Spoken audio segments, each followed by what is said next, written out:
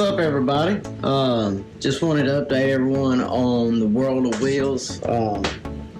It's going to be February 7th, 8th, and 9th. I just want to invite everybody out to it because I'm going to be there with the Evans Racing team.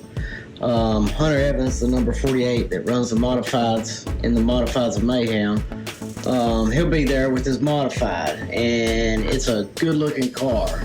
So, I just want y'all to come check it out.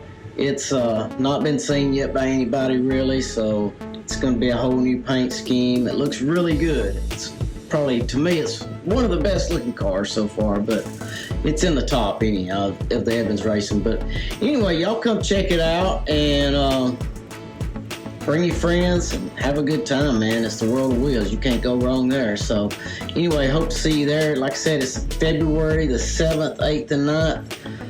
That's Friday, Saturday, and Sunday. Friday, I think it starts at 3. And then the rest of the Saturday and the Sunday, it starts in the morning like 10 or so. So y'all come check it out. Hope to see you there. See you.